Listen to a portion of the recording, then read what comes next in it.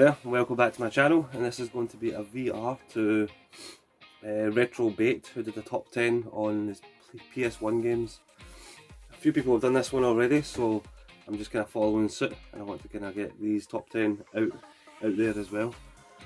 I think Geordie Slasher Gamer, he did his top 10 PS2 games, which I kind of want to do as well, but I'll do that one obviously after this. And then, who else have I seen doing this one? Eddie Rollercore, he did his top 10 PS1 games as well. Loads of fantastic games in those two videos especially. So I'll just jump into my top 10. So at number 10, it was really hard, like everyone said as well, it's really hard to pick like a top 10 and rank them, but I've kind of tried to do that with the list I've got. And these are only games that I have in the collection. I don't have my favourite PS1 game, which is Final Fantasy VII. I don't know why I don't have it, I just don't have it. I need to sort that out, I need to grab it. I've got it digitally, so I do have it in a sense, just not physically. So position 10, we've got Tomb Raider 2. This was the best Tomb Raider in my opinion for the PS1 anyway. It was brilliant, it was just like, it had everything Tomb Raider had, but it had so much more. I can always remember, you know, like famously locking the butler in the fridge, in the freezer, in the mansion.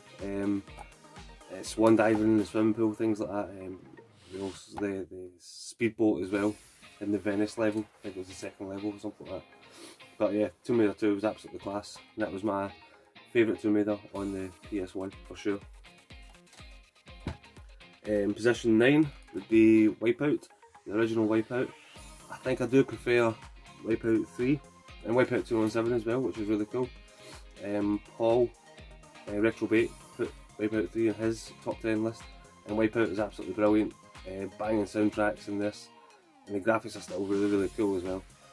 A very important game from that kind of era. It kind of popularised computer games as well, brought it kind of mainstream. So Wipeout has to be in there as well. Number 7. This game here was mentioned by Ross Bahaha on his 3 games to play. Sorry, it wasn't actually this game, it was an N64 game, Duke Nukem 0 Hour, but he mentioned this game as well, which is Duke Nukem Time to Kill. This is brilliant. I remember when we first got this game, me and my 2 brothers used to play it a lot, and just playing like deathmatch and things like that, and the one-liners that he comes out with, and you know, jumping through time. It was just really cool. It felt really satisfying shooting the pig cops and things like that, and I think I want to play this again at some point because it was really funny. I really liked that one. Position number 6 is a game I've got just recently, and I've never had this game physically. I only ever played the demo of this game, which was absolutely fantastic, and never got the full game until now. And it is Roll Cage. I got this from Nair the Geezer from Little Chef's Swap Shop. And Roll Cage was absolutely class, and I've played it a wee bit, and it's really cool. The soundtrack's amazing, the driving, it was so cool back in the day. I remember playing the demo of this over and over again at my friend's house. Roll Cage is class, definitely. I'm really happy I have this now, and I've played it now and again since I've got it. Position number 5 is Crash Bandicoot 3 Warped. Crash Bandicoot 3 Warped is everything like a sequel should be. I really enjoyed this game. The graphics were just so much better, the levels were more imaginative, it was quicker, it felt slicker. Even in the Coco levels when you're in the water, I remember being blown away back in the day playing this and seeing the kind of water effects. I thought the water effects were fantastic. I remember back in the day my little brother would judge games on their water effects, and if the water effects were good then it was a pass for him. Crash Bandicoot 3 Warped, absolutely brilliant. Played all these again recently on the Insane trilogy for the PS4, and they're just timeless games. They're absolutely brilliant. Crash Bandicoot 3 Warped is definitely in my list. And keeping with Crash Bandicoot, a game that Eddie put in his list as well. I was chuffed to see it in his list as well. and it's Crash Team Racing. This again is a timeless game. The controls, you can put this in just now and play it, and it just feels so good as well. Me and the missus play this quite a lot. I remember when we first got together, we used to stay in a little cottage, and I had this digitally on the PS3, and we played it for hours and hours. We were playing like drinking games and things like that. It was just such a cool game, easily picked up to play. And the single player as well. Eddie mentioned about the hub world, and the hub world's really cool, the way you kind of progress the story and things like that. You've got to win certain races to unlock relics or unlock keys and things, trophies, and that's how you kind of progress your progress. But brilliant game, absolutely brilliant. Better than Mario Kart 64. So position 4. Sorry, I'm a bit choked up with the cold. So position 4, I just wanted to put like different types of games in, and I wanted to put a horror game in. So I didn't know which one to put in, so we put in 2. So I'm cheating. I'm cheating quite a big bit because they're both absolutely stone cold classics. But we've got Resident Evil 2 and we've got Silent Hill. The reason why I couldn't really pick between these is because Resident Evil 2 is the first game that I've ever was ever hyped for, and I remember reading the magazines when I was younger and seeing all the screenshots, and it just looked absolutely brilliant. Obviously Resident Evil 1 was a groundbreaking game, and everyone was looking forward to Resident Evil 2. And the first kind of screenshots we've seen of it was with, I think her name's Eliza or Ezra. She was kind of like in a biker costume, so she was like a character before Claire Redfield was going to be the character in the game. So obviously that all kind of changed up. But Resident Evil 2 is absolutely brilliant. And I put in Silent Hill as well for the kind of horror pick, because why wouldn't you put Silent Hill in? Silent Hill is utter class. What a game it is. But it's different, it's a different kind of horror. It's a more kind of psychological horror with the fog. The fog, they really utilised the kind of fog and the limitations of the PS1, because it just kept it really creepy, and the sounds in the kind of background, but you couldn't see what it was, and oh, what a game, what a game. So both these I had to put in here, position 4. I do like my horror games. Position 3, yeah, was to a game that we played. So me and my little brother used to be right into our RPGs and stuff like that. So this is a game that we not a lot of people played back then when my friends, throughout my friends kind of group. Sorry, I'm just slithering here now. But it's Front Mission 3 for the PS1, and this was brilliant. What a game this is! It was like a digital novel and a real-time strategy, and you're playing big mechs, what they call Wanzers, big Wanzers, and you could customise them, and it was just so bloody cool. And it was just so different from what we had played before, because we hadn't played that many games.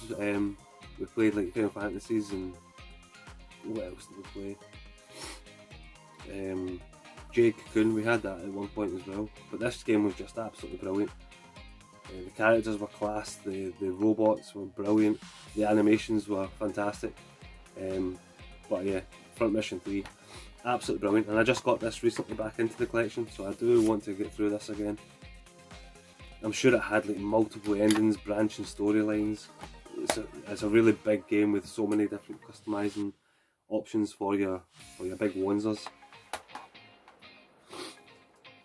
And then top 2. So top 2 are quite boring, a bit bland, but they are just fantastic games, and I couldn't not put them in the top 2. And like everyone said before as well, these top 10s change all the time, and tomorrow this will all change for sure. But second position would be Gran Turismo 2. Absolutely brilliant. This game, we pumped hours and hours into this game, me and my friend Scobie. So we played this for so long. We got the S license but the dodge concept, like the game is just epic, absolutely fantastic game. Loved Gran Turismo 2, and it was just when you play Gran Turismo 1 alone, that game's fantastic, but Gran Turismo 2 just stepped it up. Stepped up to 11, I guess, turned it up to 11. There was more cars, there was more tracks, there was real life tracks as well, there was... Oh, it was just class. Gran Turismo 2, how can that not be in anybody's top 10? Brilliant game. And then, no surprise, a lot of people would probably put this as number 1 or thereabouts, 1 or 2, and it's Metal Gear Solid. This game is just so important, to me particularly, because like before, playing a lot of games were all just like, I think Jolly Slasher put it right, you know, you're not just a plumber jumping over pipes and things like that, or a blue hedgehog speeding around levels. This game was a proper movie style game, you know, right from the opening credits to the ending credits, you know, and every time it introduced a new character it would zoom in it and you would see the voice actor's name. That's just stunning. There's not much you can say about Metal Gear Solid that's not already been said. You've got the Psycho Mantis fight, which is amazing. You had the whole split in the story where you could go at the torture bit, where you could go one way, you could give up, or you could survive the torture, and I don't want to spoil it, but surely everyone's played this by now. But it depends on what you do. If you survive the torture or if you give up at the torture, the ending will change as well. But brilliant game, absolutely brilliant. Metal Gear Solid 2. If anyone's not played it, then you have to play it. Like, you just have to play Metal Gear Solid. And then some quick honourable mentions. So 2 games I've got here. Like I said, me and my brother were right into our RPGs at one point when we were younger, and I managed to get this